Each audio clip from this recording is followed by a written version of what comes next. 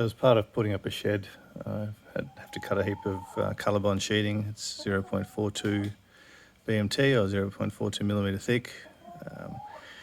I could have used Weiss tin snips, but that's just way too much effort to get through. You can't use an angle grinder because that'll end up changing the heat tempering of the metal, so that'll end up rusting. So I decided to splurge out and get a nibbler. Never had one before, but this one seemed to be the best bang for buck.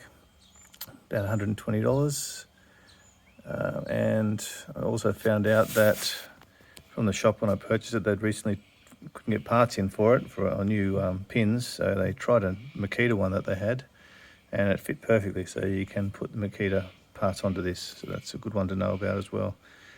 So when cutting it for the first time, I found it's good to get a bit of pace going to keep a straight line.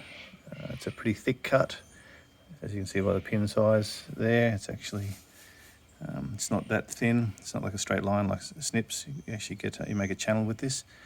So I found it's pretty good to get a bit of speed. Helps going straight. The cut itself, when it's done, it's pretty clean. So that's the non-cut edge, and that's the cut edge. That's not too bad. Like I said, that helps if you go pretty quick because you can keep a straight line. If you don't, it can tend to bounce left and right a little bit because it does vibrate a lot. You do want to use hearing protection and eye protection because it spits out a whole heap of cuttings as it trims through. Yeah, but I was pleasantly surprised how well it cut, so no regrets in buying it. I'll show you now how it went. Here's the channel, rough the size channel it cuts. Just put a finger there, get a rough idea of the size comparison.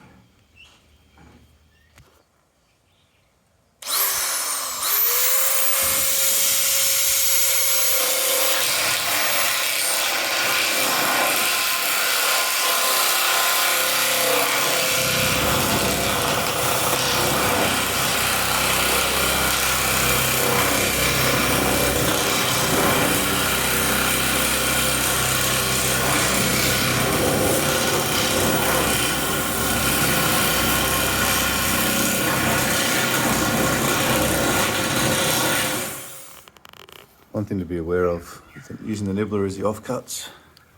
There is tons of them, and they're tiny, they stick into everything and they go everywhere. So I'd probably recommend, if you can, put a mat or something underneath just to collect them, to pick them up. Otherwise they stick in your shoes, get in your socks and just spread all over the yard pretty much if you don't clean them up really quickly.